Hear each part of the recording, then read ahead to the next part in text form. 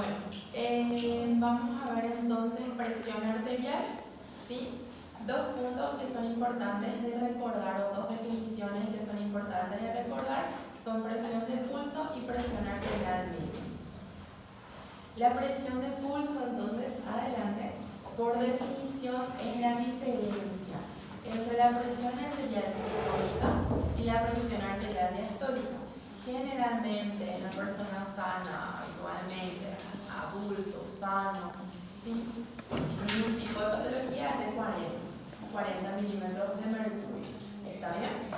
Y la presión arterial media, ¿verdad? Que en aquella oportunidad les dije, y vuelvo a insistir, es un marcador muy importante de la perfusión tisular, ¿sí? Muchas veces nosotros, cuando tenemos un paciente chocado, ¿verdad?, en la sala de urgencias, más que la presión sistólica y demás, nos fijamos en la presión arterial media, porque ese nos está diciendo en realidad cuánto está o cómo está la presión de perfusión en los tejidos. ¿Cuánto tiene que ser la presión arterial media? Entre 90 a 100 milímetros de mercurio, ¿sí? Mi presión arterial media se obtiene de esta fórmula, que es gasto cardíaco por resistencia vascular periférica.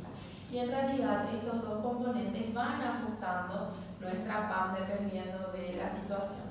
Por ejemplo, si yo tengo situaciones donde, qué sé yo, una hipertensión arterial crónica aumenta la resistencia vascular periférica, entonces el cuerpo modula el gasto cardíaco para que la PAM se mantenga entre 90 a 100 milímetros de mercurio. Lo contrario también se da cuando tengo alteraciones en el gasto cardíaco, entonces mi vaso, mi vasculatura también se modifica para poder mantener esa PAM. O sea, la PAM es lo último que generalmente varía, lo último que se altera. En un caso de shock generalmente es donde vamos a tener la PAM disminuida. Bueno, esta parte sí me gustaría también que lo sepan, ¿verdad? ¿Cómo regulamos nosotros la presión arterial? ¿Sí? Para que nosotros podamos mantener una presión arterial relativamente constante a lo largo del día, ¿verdad?, para que pueda cumplir esta presión, con la presión de perfusión que a la larga es lo que nos importa a nosotros, tenemos dos mecanismos de regulación.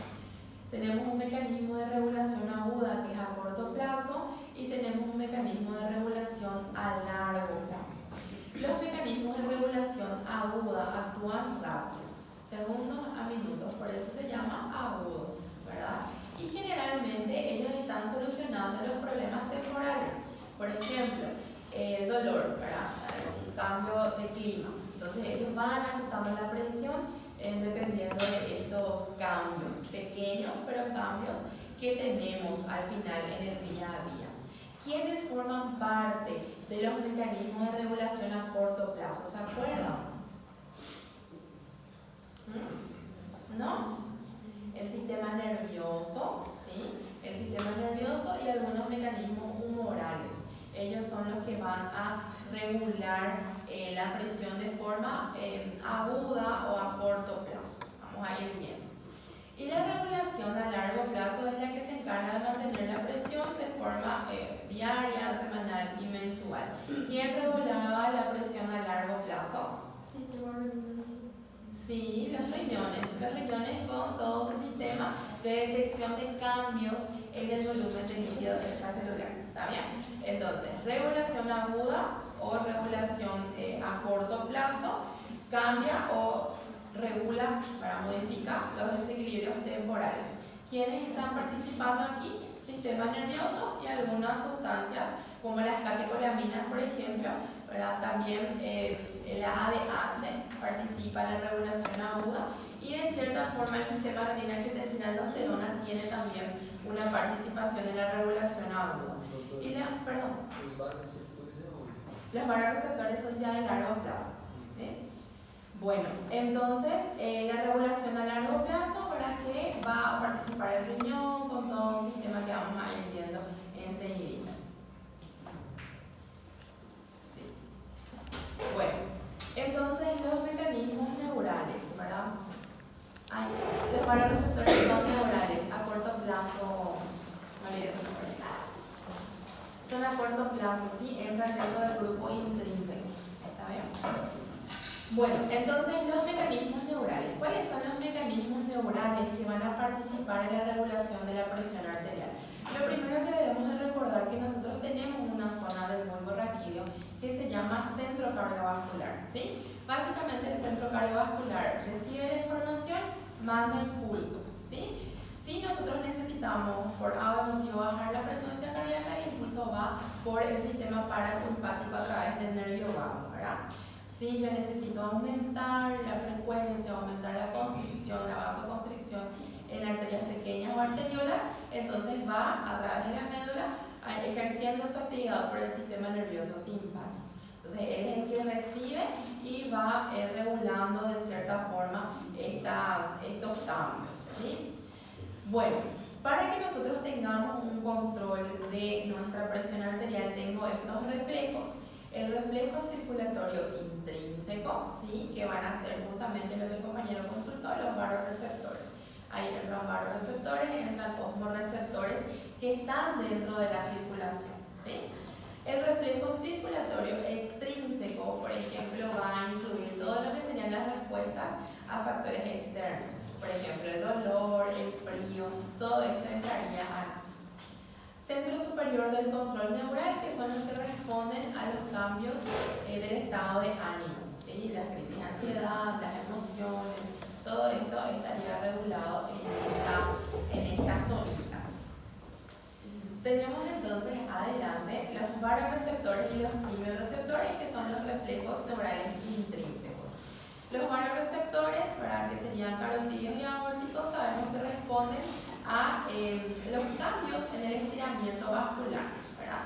Hay algún cambio en el estiramiento vascular, ellos mandan directamente el impulso hacia el sistema nervioso, hacia nuestro centro cardiovascular, y ahí nuestro centro cardiovascular va a responder, dependiendo de lo que necesitamos, un aumento de la frecuencia cardíaca, ¿verdad? Para poder mantener de repente la presión arterial.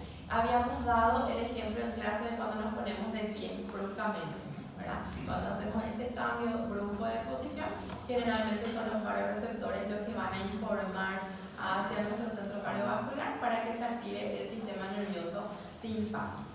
Por su parte, los quimioreceptores que estaban en la bifurcación de las carótidas primitivas, ¿sí? Ellos son sensibles generalmente al contenido de oxígeno. Y ahí habíamos hablado también, me acuerdo, de los pacientes con EPOC, ¿verdad? Generalmente los quimioreceptores se activan cuando yo tengo una cierta hipoxemia. La bajada de la presión arterial, por ejemplo, se identifica a este nivel como una hipoxemia, una bajada de oxígeno en sangre. Entonces ellos comienzan a activarse, estimulan al centro cardiovascular para tratar de aumentar la presión.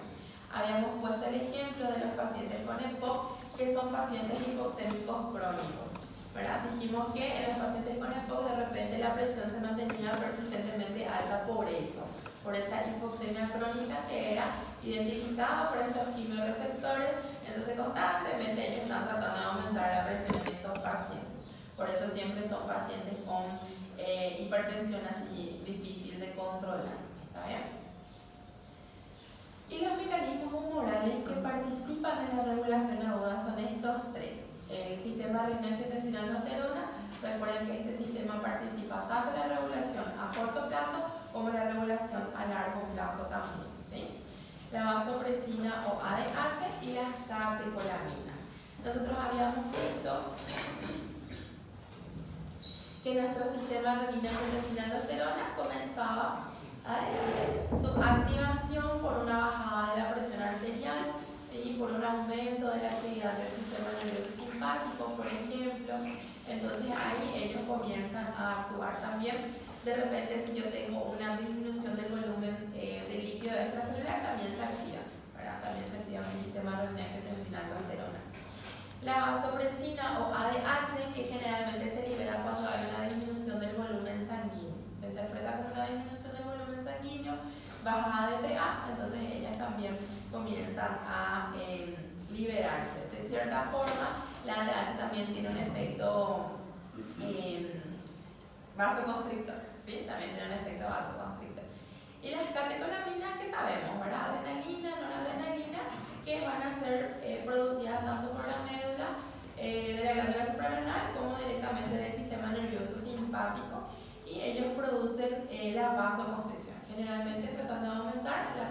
y la frecuencia cardíaca. Entonces ellos también son parte de los mecanismos de regulación aguda de la presión arterial. Bueno, acá tenemos más o menos un esquemita de cómo el sistema renina-angiotensina-aldosterona participa en la regulación aguda como en la regulación a largo plazo de nuestra presión arterial. Vemos en este esquemita, acá arriba, que tengo una bajada de la presión arterial, una disminución de nuestro volumen de líquido extracelular. Esto activa a las células yuctaglomerulares, ¿verdad? Y produce la renina. ¿Qué hace la renina? La renina convertía el angiotensinógeno en angiotensina 1, ¿verdad?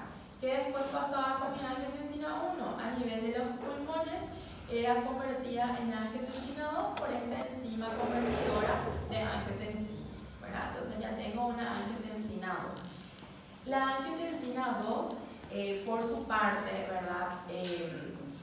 Vamos a tener que actúa en la regulación a corto plazo, lo que dijimos recién, ¿verdad? Generalmente con una vasoconstricción directa sobre los vasos, generalmente las arteriolas, y eso termina generalmente en un aumento de la resistencia vascular periférica y lleva a un aumento de la presión arterial.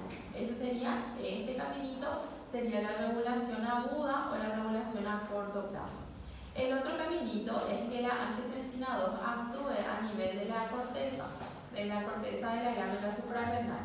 ¿Para qué? Para que se libere aldosterona. Aldosterona a nivel del riñón lo que hace retención, ¿verdad? Retención de sodio, de agua. Si yo retengo sodio y agua, aumenta mi volumen, ¿verdad? Mi volumen sanguíneo, mi volumen de líquido extracelular, aumenta mi presión arterial. Esto es a largo plazo. Entonces, estos dos mecanismos, a corto plazo y a largo plazo, van a contribuir para llevar a un aumento de la presión arterial en determinadas circunstancias. Entonces, ese sería para nuestro mecanismo o nuestro sistema renina-angiotensina-aldosterona. Bueno, acá vemos englobados los mecanismos que participan en la regulación de la presión arterial. Me parece una imagen bastante completa, ¿verdad? Vamos a suponer que tenemos aquí un descenso de la presión arterial. Primeramente dijimos que van a actuar los mecanismos reguladores agudos, a corto plazo.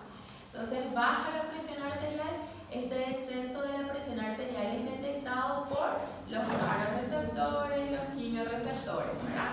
¿Qué hacen mis vasoreceptores o mis quimiorreceptores? Reciben esta señal, por decirlo así, y van a enviar este informe hacia nuestro centro cardiovascular a nivel del bulbo, ¿sí? ¿Qué hace mi centro cardiovascular? Comienza a enviar estímulos simpáticos, ¿verdad?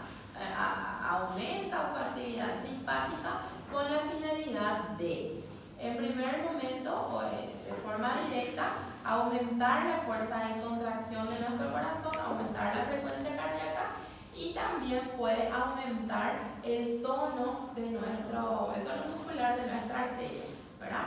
Para aumentar la resistencia vascular periférica y aumentar de cierta forma nuestra presión arterial.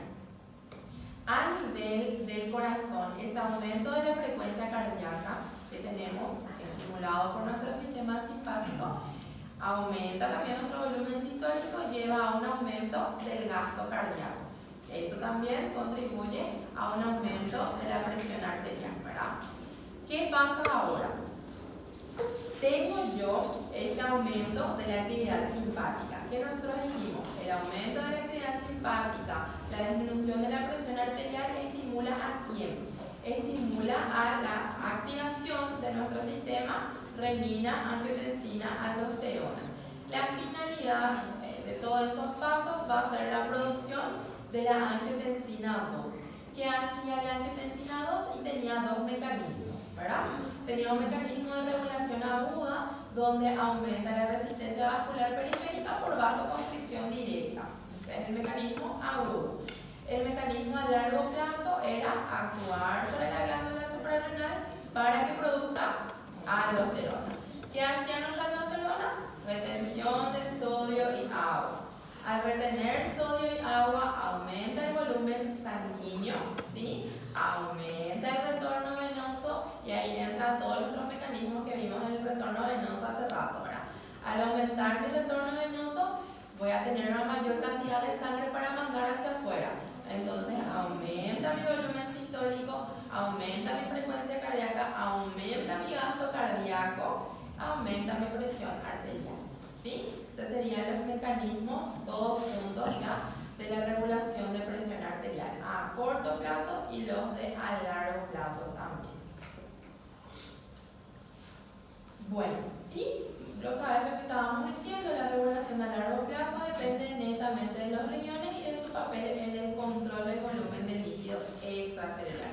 Tenemos dos mecanismos, ¿verdad? Que sería el efecto directo sobre la precarga y el efecto indirecto sobre la resistencia vascular periférica a través de los mecanismos que regulan el flujo sanguíneo, ¿verdad? Bueno, este es básicamente lo que estábamos diciendo. El aumento de la precarga se va a dar por esa retención de sodio y agua, ¿verdad? Que generalmente es a cargo de nuestra aldosterona. Bueno, esto vamos a ir viendo también rapidito las dislipidemias. Para los chicos que llegaron después, yo les estaba diciendo a los compañeros qué tratamiento yo no les voy a preguntar, no es competencia de nuestra cátedra, pero sí los mecanismos. Todos estos mecanismos que estamos puntualizando de regulación, toda la precarga, poscarga, eso sí. Tampoco les voy a preguntar estructura del corazón ni de los vasos, ¿sí? Entonces directamente vamos a enfocarnos en los mecanismos de regulación y vamos a ver las patologías, por lo menos un diagnóstico. Llegar al diagnóstico y hasta ahí. ¿Está bien? Bueno, tenemos entonces lo que sería la dislipidemia, que era el desequilibrio de los componentes lipídicos de la sangre. Nuestros lípidos los tenemos clasificados en estos tres grupos. Tenemos a los triglicéridos, tenemos a los fosfolípidos, tenemos al colesterol. Cada uno de ellos tenía funciones importantes dentro del sistema. Por ejemplo, el triglicérido, que se utilizaba para el mecanismo energético, ¿verdad? Los fosfolípidos, que también se utilizaban, por ejemplo, en cuanto a la estructura de las lipoproteínas, ¿verdad? La vaina de mielina, las membranas celulares, que forman parte de las membranas celulares, y también nuestro colesterol, que vamos a tener distintos tipos otra vez, dependiendo de la densidad, ¿verdad? Que podemos tener, que algunos, por ejemplo el colesterol bueno, nos ayuda a regular también los niveles de lípidos en sangre. Estructura no les voy a preguntar tampoco de esto. Bueno, sabemos, ¿verdad?, que el colesterol, el triglicérido, todo esto son insolubles, ¿verdad? Recuerden que para que puedan de repente, ¿cómo se dice?, navegar entre estas estructuras, necesita estar unida a una apoproteína, ¿verdad? Y esta unión de estas estructuras con la apoproteína da lugar a las lipoproteínas, ¿sí? Entonces eso es para que pueda, se combina con esta estructura hidrosoluble para que pueda ir distribuyéndose por nuestro cuerpo. Tenemos las lipoproteínas de muy baja densidad, o VLDL, las de densidad intermedia, o IDL, las de baja densidad, o LDL, y las de alta densidad, o HDL. ¿Quién era el colesterol bueno? ¿Se acuerdan? Excelente. ¿Y el malo? LDL, ¿verdad? Después también tenemos los kilomicrones, que son lipoproteínas grandes, generalmente están en la pared del intestino delgado, ¿verdad? Participan de repente en el transporte de los triglicéridos, ¿verdad? Entonces vamos a ir viendo, justamente tengo una esquemita donde muestra directamente la participación de estas estructuras. ¿Qué es justamente esto, verdad? Esto es básicamente para entender más o menos cómo se van funcionando, se van formando estas estructuras. Recuerden que nosotros generalmente aportamos por la ingesta a estas estructuras, a los triglicéridos y el colesterol de nuestra dieta, ¿sí? Estos ingresan a nuestro cuerpo en la pared del intestino, se produce el kilomicrón, ¿verdad? ¿Y qué es lo que hace el kilomicrón? Transporta el colesterol por la sangre, ¿verdad? Al llegar en la sangre, llega al tejido adiposo, al tejido muscular esquelético, entonces el kilomicrón le deja a los triglicéridos al tejido adiposo y le deja al tejido muscular esquelético. Posteriormente el colesterol que queda aquí es captado es captado por el hígado, ¿sí? Y en el hígado ese colesterol que fue captado va a ser transformado y van a producir al VLDL. ¿Qué hace el VLDL? Hace lo mismo, transporta triglicéridos, transporta colesterol. Fíjense que el triglicérido es este cuadradito y el colesterol es este verdecito. ¿Qué hace mi VLDL? En la sangre lo mismo, le transporta a ellos, deja al triglicérido, al tejido adiposo y al tejido muscular, ¿sí? Y se queda con su componente del colesterol. Automáticamente se transforma en IDL al dejar estos triglicéridos, ¿sí? El IDL, que es la proteína de densidad intermedia, tiene dos caminos, como podemos ver acá.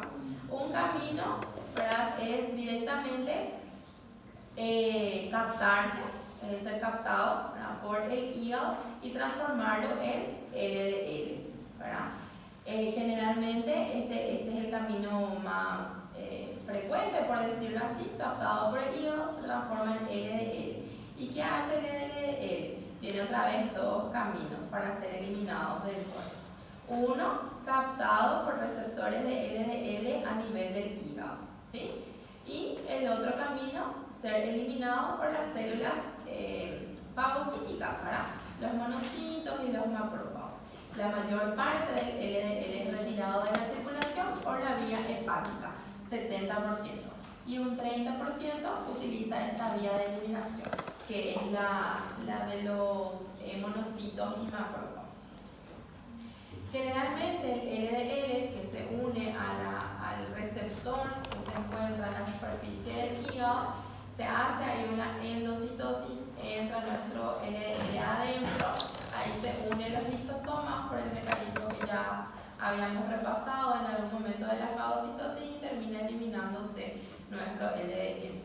Las HDL por su parte tienen una función contraria. Las HDL generalmente lo que hacen es agarrar a los colesterol de los tejidos, llevarlos hacia el hígado, ¿sí?, para que después sea eliminado por la bilis. Eso es expulsado del cuerpo por medio de las heces, ¿verdad? Por eso se le llama justamente colesterol bueno, porque trata de bajar toda esa concentración de colesterol, eliminándolo a partir de acá, a través de la bilis y luego por las heces. Bueno, en cuanto a la etiología y la patogenia de la dislipidemia, nosotros tenemos que varios factores pueden elevar, ¿verdad?, nuestras concentraciones de lípidos en sangre. Lo más frecuente en nuestro medio es la alimentación, ¿sí? Los factores modificables. Podemos dividir a las dislipidemias en primarias y secundarias.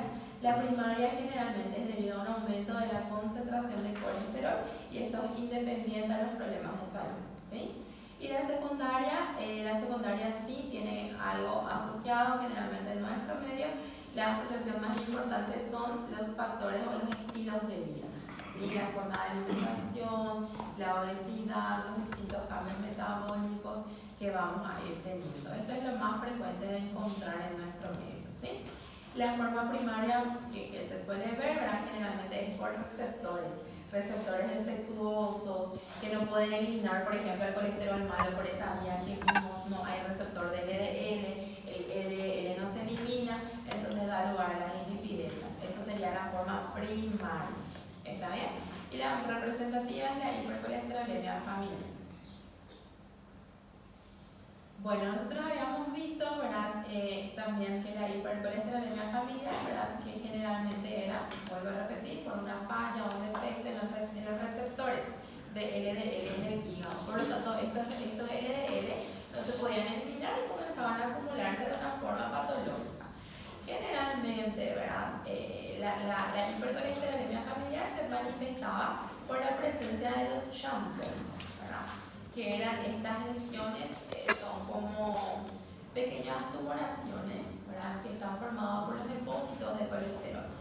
Generalmente ellos se encuentran, por ejemplo, asociados a los tendones, la más frecuente. Otra manifestación es esto que estábamos viendo aquí, ven ese halo que se observa, este halo blanquecino, que es el arco senil. el arco senil es el depósito de líquido en la periferia de la forma.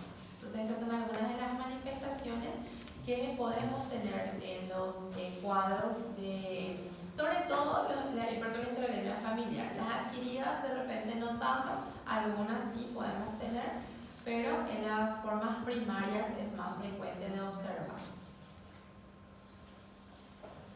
Bueno, la dislipidemia mixta, ¿verdad? El patrón de dislipidemia asociado con la obesidad consiste en triglicéridos altos, LDL alto y HDL bajo. Este es el patrón que más van a encontrar en la práctica clínica. Alto nuestro triglicérido, alto nuestro LDL, bajo nuestro HDL. ¿Sí? La presentación típica de la dislipidemia en diabetes tipo 2 incluye justamente la elevación de triglicéridos y HDL bajo también, ¿verdad? Otras causas de dislipidemia mixta pueden ser el hipotiroidismo, las hepatopatías y algunos medicamentos que de repente también pueden contribuir a la aparición de dislipidemias. Recuerden que en este punto, ¿verdad?, hacen una salvedad de los pacientes con diabetes tipo 2, que ellos de por sí también tienen una resistencia a la insulina, ¿sí? Y esa resistencia a la insulina generalmente está acompañada de un síndrome metabólico. O sea, son pacientes que, como vemos en la imagen, no solo son diabéticos, también generalmente son gorditos, tienen la circunferencia abdominal aumentada, ¿verdad? El aumento del perímetro de la cintura y también la dislipidemia, o sea, forman el síndrome metabólico característico de este grupo de pacientes. Bueno, otra situación que tenemos que es mucho más frecuente, ¿verdad?, que es la aterosclerosis. ¿Verdad? La aterosclerosis hace alusión básicamente a la, ¿cómo se diría?, al endurecimiento, ¿sí?, al endurecimiento de la pared de las arterias, ¿sí? Generalmente lleva o denota la formación de lesiones, como estamos observando aquí. Son lesiones adiposas, generalmente afectan a la íntima de las arterias grandes, arterias medianas, generalmente. El lugar más frecuente de asiento siempre, casi siempre, son las aortas y sus ramas, son ramas más grandes. ¿Está bien? Bueno, y el principal factor de riesgo para nuestra aterosclerosis, nuevamente la hipercolesterolemia y el aumento de LDL, nuestro colesterol malo, ¿verdad? Que en nuestro medio, vuelvo a reiterar, que este aumento se da por un hábito no muy saludable, ¿verdad?, un estilo de vida no muy saludable. Pero otros factores de riesgo que podemos tener para la aterosclerosis es el envejecimiento. Recuerden que conforme la edad avanza, ¿sí?, a mayor edad, mayor endurecimiento de la pared de las arterias. Eso es normal, por decirlo así. Entonces, el envejecimiento también contribuye como factor de riesgo para la aparición de la aterosclerosis. Antecedentes familiares de cardiopatía y el sexo masculino, que de cierta forma tiene mayor predominancia. Bueno, ¿por qué los hombres, verdad? Siempre las mujeres se hace esa diferencia en la aterosclerosis y las enfermedades coronarias. Generalmente los varones tienen más predisposición para desarrollar esta enfermedad vascular coronaria. ¿Por qué? Porque las mujeres tienen un factor de protección, ¿verdad?, que serían los estrógenos naturales, que los estrógenos nuestros aumentan el HDL. Entonces, mientras estamos así en la etapa buena de la vida femenina, entonces estamos con ese factor de protección, ¿sí?, que los nenes no tienen, lastimosamente. Entonces, por eso es más frecuente en los varones. Los factores de riesgo cardíaco también son factores de riesgo para el desarrollo de aterosclerosis, ¿verdad? Los mismos factores de riesgo que ya venimos hablando en todas las clases de cardio: el tabaquismo, la obesidad, la grasa visceral, sobre todo la obesidad que es central, ¿sí? La obesidad central generalmente está más ligado, por decirlo así, al desarrollo de enfermedades coronarias, principalmente la hipertensión y la diabetes también, ¿verdad? El tabaquismo, recuerden, siempre voy a insistir, porque mucha gente a veces no entiende, ¿verdad? ¿Por el tabaquismo? ¿Por qué el tabaquismo? ¿Verdad? Recuerden que el tabaquismo de por sí tiene toxinas, ¿sí? Y estas toxinas tienen una preferencia, una avidez por el endotelio. Entonces causan daños endoteliales, ¿verdad?, que llevan a la larga a el endurecimiento de esos vasos. Y nunca solo es tabaquista, siempre hay tabaquista hipertenso, diabético gordito. Siempre tienen todos los factores juntos. Nunca es uno solo, es increíble. Siempre están todos juntos, ¿verdad? Entonces, cada uno hace como un potenciador, ¿sí? Se potencia y da lugar a estas lesiones. Otros factores de riesgo, ¿verdad?, el sedentarismo, la vida estresante, concentración sanguínea de PCR y la concentración sérica de homocisteinemia. Acá yo había hecho una salvedad de un estudio que justamente nosotros estamos realizando, para que es el PCR como marcador inflamatorio. Nosotros habíamos visto en la clase de inmunidad que el PCR era un marcador de una inflamación sistémica, ¿verdad? El PCR hoy en día se está estudiando muchísimo, se está estudiando mucho lo que es el papel de la inflamación como parte de la génesis de las enfermedades cardiovasculares, ¿verdad?, para tratar de llegar antes de que ocurran estas enfermedades. Entonces, si tenemos un paciente que es tabaquista, que es diabético, que es hipertenso, todavía no infartó, ¿sí?, todavía no llegamos allá, pero tiene ya esos factores de riesgo, podemos pedirle nosotros dosaje de PCR, ¿sí?, como un marcador clínico de riesgo.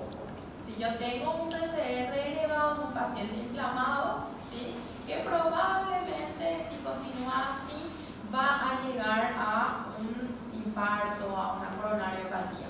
Entonces, el papel del PCR hoy, ahora, en la actualidad, es demasiado importante. Es inespecífico, pero es importante, ¿sí? Bueno, la patogenia, ¿verdad?, de la aterosclerosis, recordar que primeramente empieza como una pequeña estría grasa, que es una coloracióncita más clara, amarillenta, que va apareciendo de a poquito en el vaso.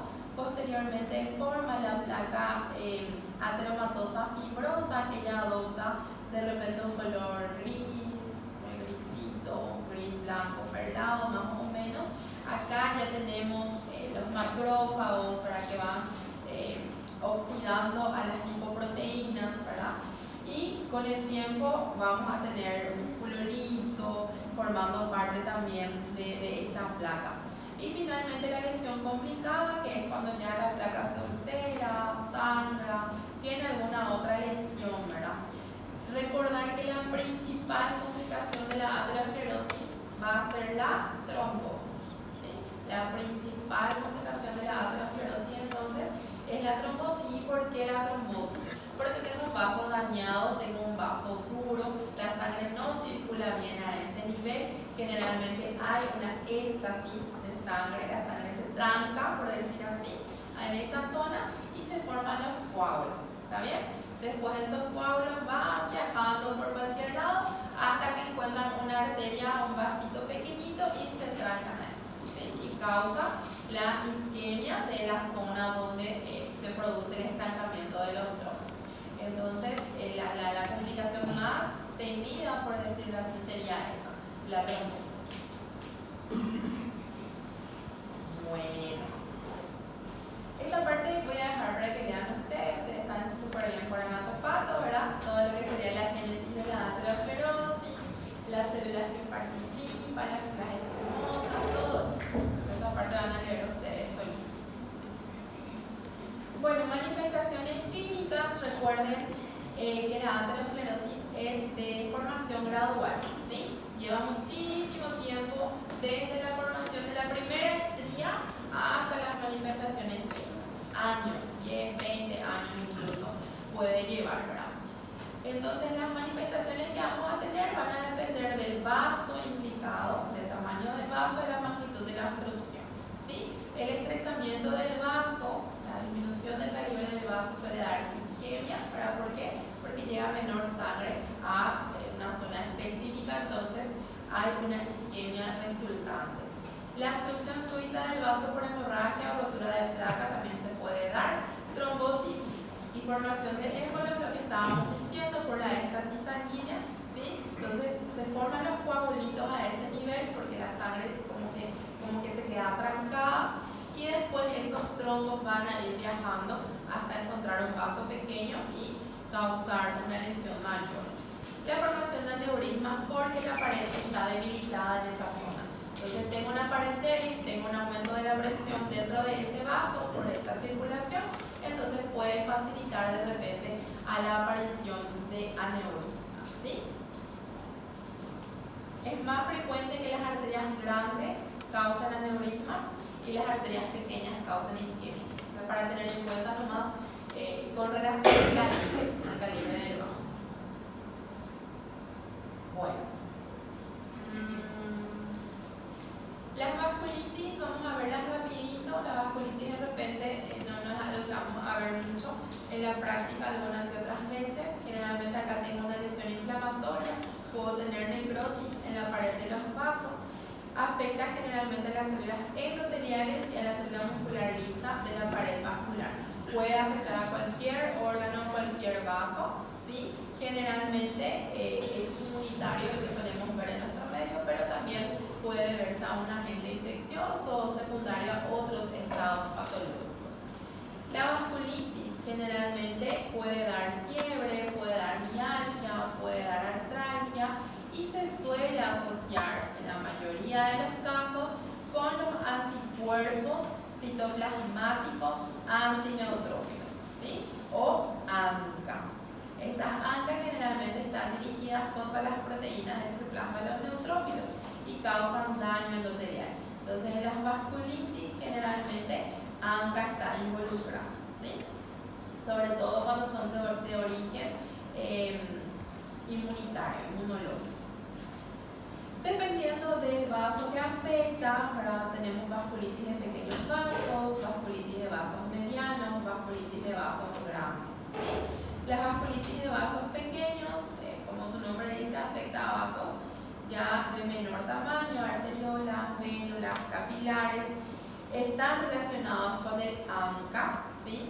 Los de vasos medianos generalmente producen daño necrosante que afecta al músculo, ¿sí? Llega a la capa muscular. Y los de vasos grandes afectan las arterias elásticas.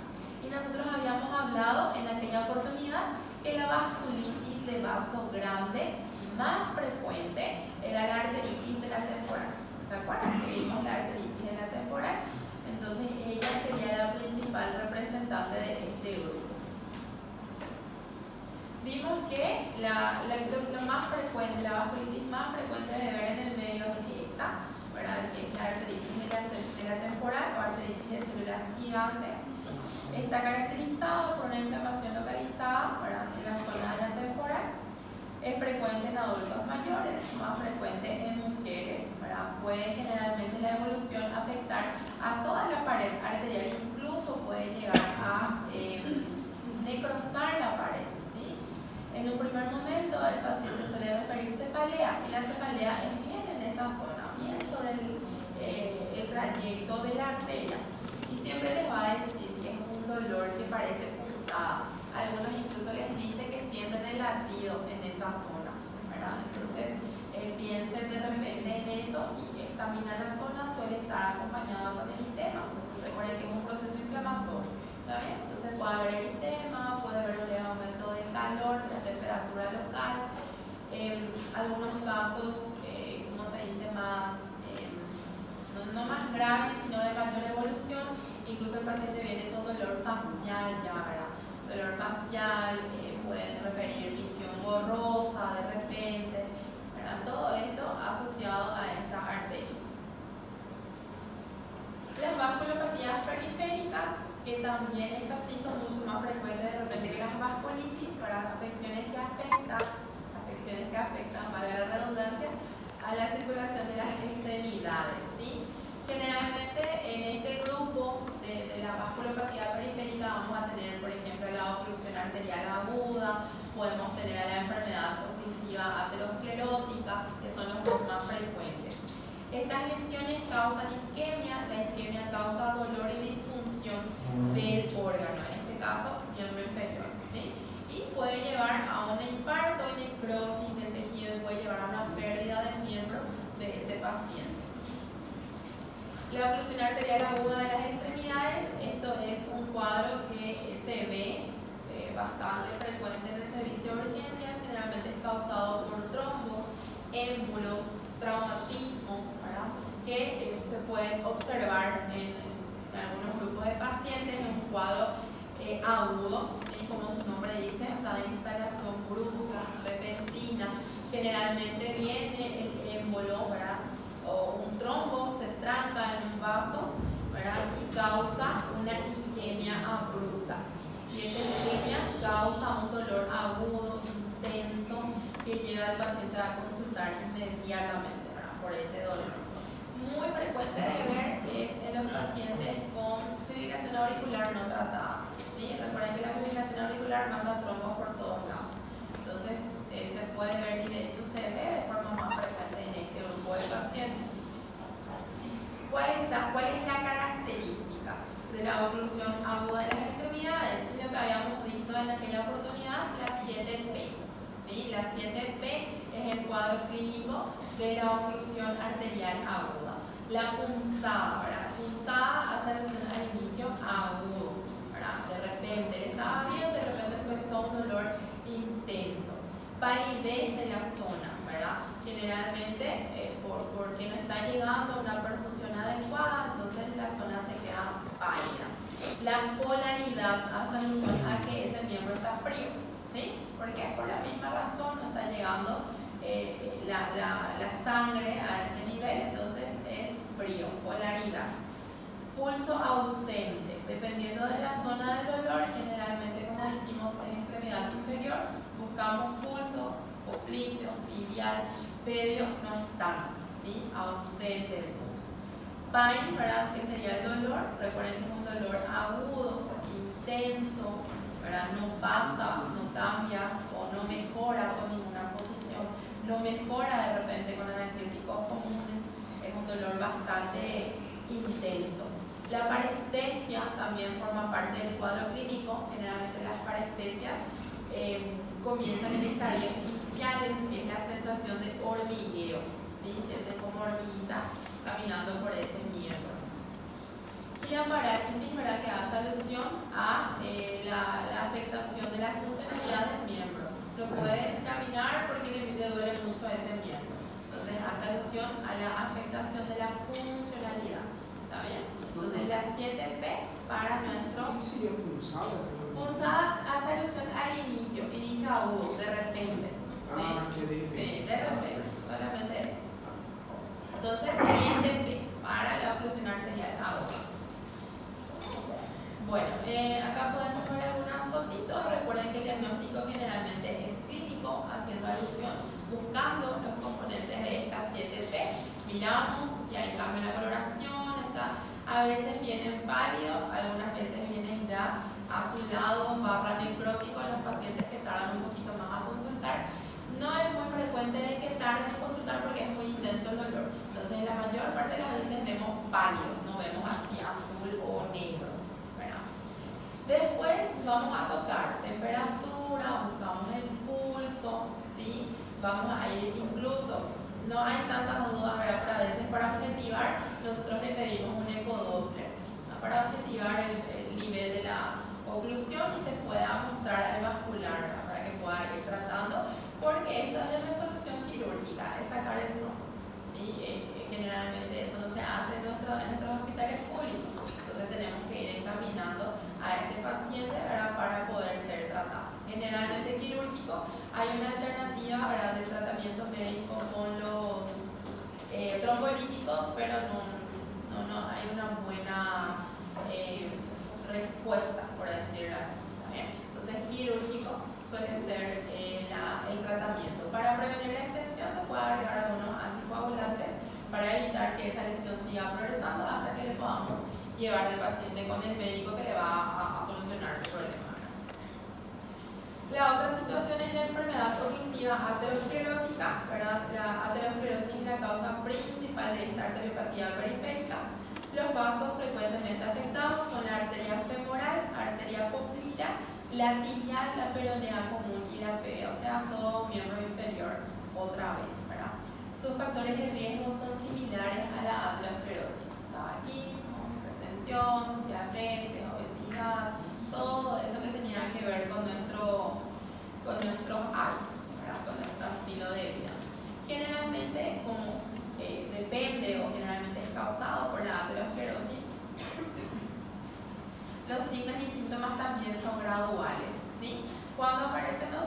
cuando yo tengo una estrechez de al menos 50% del vaso, ¿sí? Ahí recién comienza la manifestación de la isquemia. Acá un punto importante que yo había comentado también aquella vez, que generalmente estos pacientes, a diferencia de la oclusión arterial aguda, son pacientes que ya vienen sintiendo molestias, ¿sí? Ya es algo que vienen arrastrando. Y ahí entra algo que habíamos visto, que es la claudicación intermitente, ¿verdad? El paciente que camina y de repente siente así como fatiga en el miembro inferior, una sensación de hormigueo, entonces le obliga a parar un ratito a descansar y después continuar. Les había hecho la analogía del mirador de shopping, ¿verdad? Que el paciente se va y tiene que parar un ratito y después continúa otra vez, ¿verdad? Generalmente este grupo de pacientes hace eso, que es la claudicación intermitente o dolor durante la marcha. Entonces, si tienen un paciente que sospecha de enfermedad oclusiva aterosclerótica, pregunten si antes ya le dolía, si le dolía la pantorrilla, si cuando él caminaba se cansaba más esa zona, sentía parestesia o algo de eso durante la marcha, entonces probablemente es una enfermedad oclusiva aterosclerótica. Bueno, el tratamiento acá básicamente es tratar los factores de riesgo, ¿sí? Tratar si es hipertenso le tratamos, si es diabético le tratamos, si es dislipidémico le tratamos, probablemente es dislipidémico, ¿sí? por todos estos cambios vasculares, y cese el hábito tabáquico. Aparte de eso, aliviamos los síntomas, ¿verdad? Le podemos dar analgésicos, incluso podemos referirle también al vascular para que agreguen los, se me fue el nombre del medicamento, que evita el espasmo de los vasos, se me fue el nombre del medicamento, pero evita el espasmo de los vasos y mejora un poquitito la circulación en esta zona. Bueno, después tenemos los aneurismas que también podemos ver, ¿verdad? en algunos casos. Sabemos que el aneurisma es la dilatación anómala de un vaso. Más frecuente afectado es la aorta. Tenemos aneurismas que son verdaderos y los aneurismas que son falsos. El aneurisma verdadero era aquel que estaba delimitado por toda la pared, ¿verdad? La pared completa, la pared vascular completa. Y el falso o pseudoaneurisma, ¿verdad? Que son una disección localizada en la pared interna de la arteria. Y generalmente tiene un hematoma extravascular. Entonces solamente está delimitado por las paredes vasculares externas. ¿Por qué se producen los aneurismas? Generalmente por debilidad de la pared, ¿sí? La debilidad de la pared puede ser por defectos congénitos, la aterosclerosis también genera una debilidad de la pared y algunos cuadros infecciosos. Dependiendo del formato del aneurisma, vamos a tener distintos nombres, ¿sí? El aneurisma fusiforme, el aneurisma en forma de cereza, pero eso ya depende del tamaño y básicamente del tamaño realmente de estas lesiones. El problema con el aneurisma es cuando se rompe, ¿verdad? Generalmente ese aneurisma, como es una pared debilitada, cualquier situación que aumente la tensión dentro de esta pared puede llevar a su rotura. Entonces ahí sí tenemos un cuadro grave, ¿verdad? Que es la rotura aneurismática. Generalmente produce un sangrado interesante y es una urgencia para tratar. Varices, bueno, tenemos varices que se clasifican en primarias, secundarias. Las primarias generalmente afectan a las apenas superficiales, ¿sí? Y las secundarias ya es profunda, afecta a los vasos mucho más profundo. La causa principal, eso quiero que recuerden, la causa principal de varices secundarias que afectan a venas profundas es la trombosis venosa profunda. Entonces, 80%, un gran porcentaje de estas varices, ¿verdad? que tienen de repente una repercusión clínica van a ser las secundarias, ¿sí? Las que son profundas. Bueno, los factores contribuyentes más importantes para el desarrollo de las varices primarias son la microagitación prolongada y el aumento de la presión intraabdominal. Famoso siempre se dice, ¿verdad? Que es una enfermedad de los peluqueros, de la gente que está parada por mucho tiempo, ¿verdad? ¿Por qué? Porque el estar parado de forma prolongada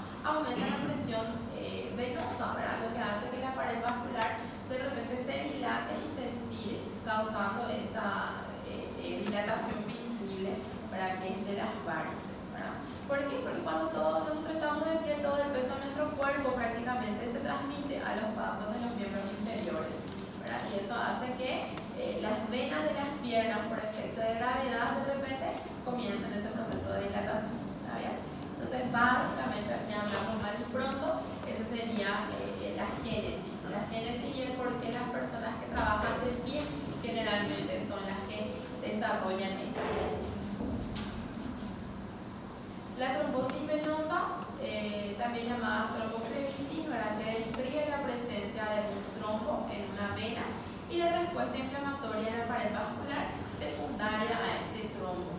Puede afectar al sistema venoso superficial, pero también afecta al sistema venoso profundo. De hecho, es mucho más frecuente que afecta al sistema venoso profundo, ¿sí? Ahí es donde vemos justamente la trombosis venosa profunda, sobre todo en los miembros inferiores, ¿verdad? Y es grave. La trombosis venosa profunda, si no se trata, puede dar lugar a las embolias pulmonares, la tromboembolia pulmonar, ¿verdad? Que es la más temida, y también en casos un poquito más leves, por decirlo así, las insuficiencias venosas recurrentes.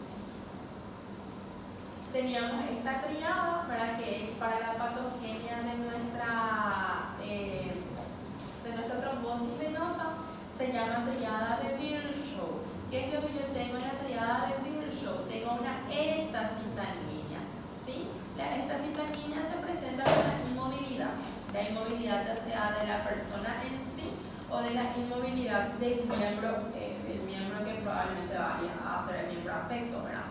El reposo, la inmovilización de forma prolongada, ¿verdad? Generalmente causa esta éstasis, una disminución de este flujo sanguíneo que lleva a un estancamiento. La sangre que se estanca en el sistema venoso de los miembros inferiores, entonces uno de los principales factores de riesgo para el desarrollo de la trombosis venosa profunda. A esta éstasis le podemos sumar un estado de hipercoagulabilidad, es decir, aumento de la coagulación de la sangre. Al tener yo un aumento o un estado de hipercoagulabilidad, recuerden que cuando tenemos un estado de hipercoagulabilidad, la sangre es más viscosa, más espesa, entonces no fluye tranquilamente, ¿verdad? Hace un trayecto un poco más tortuoso en una sangre que ya está luego extasiada, tengo un estado de hipercoagulabilidad, entonces esto aumentaría el doble el riesgo de la formación de trombos. ¿Cuáles son situaciones que causan estado de hipercoagulabilidad? El uso de anticonceptivos, por ejemplo, el hábito tabáquico, las neoplasias, el estado de cáncer, cursa también con estado de hipercoagulabilidad. Y lo último de esta triada, la lesión de la pared del vaso. Generalmente la lesión de la pared vascular puede ser por inflamación de la pared vascular, ¿sí? Puede ser por algún proceso infeccioso, algún traumatismo directo en el vaso, ¿sí? El tabaquismo, como habíamos dicho al comienzo, para que causaba lesiones endoteliales directas por las toxinas, entonces eso puede causar, por ejemplo, una inflamación a nivel de la pared del vaso. Entonces, esta triada de Virchow, formada por éxtasis, estado de hipercoagulabilidad y lesión de la pared del vaso, va a llevar a la formación de trombos para que favorecen a la aparición de esta enfermedad, que es la trombosis venosa. ¿Cómo se manifiesta la trombosis venosa? ¿Verdad? En un 50% son asintomáticas, en el otro 50% restante se manifiesta por inflamación. Fíjense la simetría de este miembro. Este es el miembro afecto, totalmente inflamado, dermatizado. Dolor, ¿sí? El dolor es intenso. Y la sensibilidad, ¿sí? Sensibilidad muscular profunda. Si está sobreinfectado, que puede darse en algunos casos, el paciente puede referir también, por ejemplo, fiebre, puede referir astenia. En el laboratorio puede haber leucocitosis, puede haber neutrofilia, ¿está bien? En otros casos, solamente en casos sobreinfectados, la mayoría no, la mayoría no cursa con esa clínica. Generalmente cursan con dolor y sensibilidad, ¿sí? Sobre todo este dolor y sensibilidad sería en la zona del trayecto de la vena afectada, ¿sí? trombo venoso es a nivel del tibial posterior, ¿sí? Y a nivel del seno venoso del músculo sóleo. Esas zonas son más frecuentes de formar trombos. Por último, hipertensión arterial, ¿sí? Hipertensión arterial entonces es un estado de elevación continua de la presión arterial. Nosotros sabemos, nuevamente vuelvo a repetir, que la hipertensión arterial de por sí es un factor de riesgo para un montón de enfermedades, ¿sí? O sea, es una enfermedad que nosotros debemos de conocer, debemos de tratar y en lo posible evitar que llegue a una complicación posterior. Lo dividimos de forma grande en hipertensión arterial primaria o esencial y la hipertensión arterial secundaria. La que más nosotros vemos en la práctica clínica es la primaria, ¿sí? La secundaria se tiene que investigar en pacientes jóvenes. Por ejemplo, la otra vez tuvimos un caso de un joven de 24 años de edad hipertenso. ¿Por qué alguien con 24 años de edad va a ser hipertenso? ¿Verdad? Entonces ahí tiene que sospecharse la hipertensión arterial secundaria a otras patologías, generalmente patologías estructurales, ¿sí? Por ejemplo, estenosis de los vasos renales, ¿verdad? Puede cursar con hipertensión secundaria. Y lo que más vamos a ver en la práctica son las primarias o esenciales. Los factores de riesgo, ¿verdad? Tenemos factores de riesgo no modificables: edad, sexo, raza, antecedentes familiares. La edad sabemos que es más frecuente en adultos, ¿verdad? ¿Por qué? Porque tenemos una situación, ¿verdad?, con que a mayor edad, mayor endurecimiento de la pared vascular. Entonces, generalmente se ve en personas mayores. Sexo y raza, en teoría, es más frecuente en afroamericanos, ¿verdad? Y en hombres. Antecedentes familiares y genéticos, siempre que le preguntamos al paciente hipertenso si su mamá y su papá es hipertenso, siempre son. Hay una carga genética bastante interesante, ¿verdad? En nuestro libro al menos dice que es el 50% de base genética. Y los factores modificables, ¿verdad? Todas estas causas que estamos viendo aquí, sabemos que comparten una vía patológica común, ¿verdad? La dieta, la dislipidemia, el consumo de tabaco, alcohol de una forma desmedida, ¿verdad? La inactividad física, el sobrepeso, obesidad y la diabetes, ¿verdad? Todos estos factores de riesgo son factores de riesgo modificables. Entonces, sabemos, por ejemplo, que la dieta de nuestro medio lleva una dieta rica en sal, ¿verdad? Entonces, la sal sería un contribuyente, ¿verdad?, para la génesis de la hipertensión. Y no solo sal, siempre es rico en sal, grasa, carbohidratos. Entonces, todo eso a la larga contribuye a la génesis de la hipertensión. La dislipidemia, ¿verdad?, que ya vimos, ¿verdad? La dislipidemia generalmente causa también un aumento de la resistencia vascular periférica. Entonces, también a la larga contribuye, ¿verdad?, para la hipertensión. Tabaquismo y alcohol, el tabaco, como les vuelvo a repetir, ¿verdad?, por las lesiones endoteliales que las toxinas del tabaco producen, entonces causa generalmente la resistencia vascular periférica aumentada, estimula la génesis de la aterosclerosis y eso a la larga también contribuye a la hipertensión, ¿verdad? En cuanto al alcohol, hay un índice que a mayor consumo de alcohol, mayor el riesgo de hipertensión arterial también. Y la diabetes, recuerden que también tengo aquí una mayor resistencia a la insulina y generalmente tengo todos estos factores juntos, ¿verdad? Entonces, cada uno de ellos aporta su granito de arena y termina en la génesis de la hipertensión arterial. Bueno, secundario lo que ya les dije, sospechar en personas jóvenes, 30 años o menos, ¿sí? Generalmente en este grupo de pacientes consideren el uso de medicamentos también, ¿verdad? Pueden ser, por ejemplo, algún tipo de drogas, ¿verdad? Algún tipo que sea, se me fue la palabra, simpáticos miméticos, ¿sí? Que mimeticen la función del sistema nervioso simpático, anfetamina, cocaína, ¿sí? Todo eso también se tiene que investigar en las personas jóvenes que cursan con hipertensión arterial. Hay un grupo interesante también que en nuestro libro justamente hace una salvedad, que es de los pacientes que son adultos, por decirlo así, a los descongestionantes nasales, ¿verdad? Que también de cierta forma, ¿verdad?, estimulan el sistema nervioso simpático.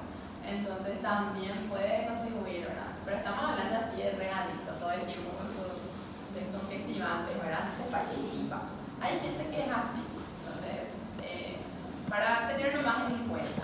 La causa más frecuente de hipertensión secundaria es enfermedad renovascular, ¿sí? Generalmente la estenosis de los vasos renales es la causa principal de hipertensión secundaria.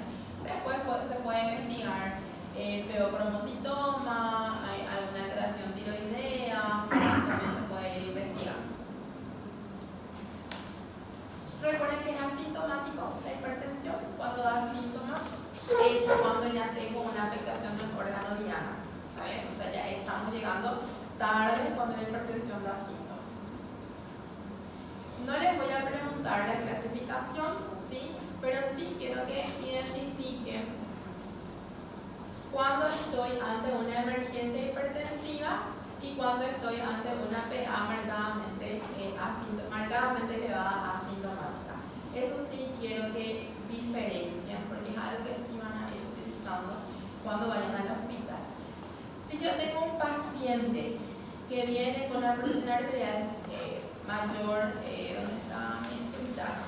Cuando viene a la consulta, yo detecto que tiene una presión arterial mayor a 180 para la sistólica, mayor a 110 o 120 para la diastólica.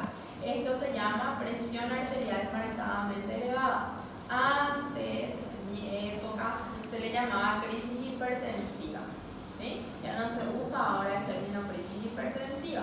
Presión arterial marcadamente elevada, 180, 110, 120. ¿Está bien? ¿Qué pasa acá? Acá yo tengo que preguntarme, lo primero que tengo que preguntarme cuando le veo a este paciente, ¿hay daño de órgano diana o no? ¿Sí? Si hay daño de órgano diana, es una emergencia hipertensiva, ¿sí? Me tengo que volver neurótico cuando hay daño de órgano diana. Si no hay daños de órgano diana, es una presión arterial marcadamente elevada asintomática. O sea, lo que antes nosotros conocíamos con el nombre de urgencia hipertensiva. Acá no me voy a volver neurótica, me voy a calmar, le voy a preguntar al paciente si le duele algo, si estuvo nervioso, si se peleó con alguien, y voy a darle un medicamento vía oral. Acá sí me voy a volver neurótico porque tengo daño de órgano diana. De repente puede venir el paciente con dolor precordial, mi órgano diana dañado, es el corazón en ese caso. Puede venir con una cefalea intensa que no le pasa, puede ser que tenga un comprometimiento encefálico, o directamente me viene con una plejía. Ahí sí también pienso en un comprometimiento encefálico, ¿sí? Entonces acá sí me vuelvo loco, le interno al paciente y le comienzo a tratar de bajar esa presión arterial. Dependiendo del órgano diana afectado, también voy a tener fármacos sugeridos. Lo que yo quiero que identifiquen es esto, ¿sí? Entonces, daño de órgano diana, emergencia hipertensiva. No daño de órgano diana, presión arterial marcadamente elevada asintomática. Acá me vuelvo neurótico, acá no. Está bien? Os escutomas a gente considera como lesão de órgão diana? Sí, podés considerar como lesión de órgano diana. Bueno, entonces esto es nomás lo que yo quiero que vean en esta parte. Esto así, los tratamientos, yo no les voy a preguntar, no les voy a preguntar tampoco esta clasificación, me va a complicar de varios. Entonces, aquí. Bueno, hasta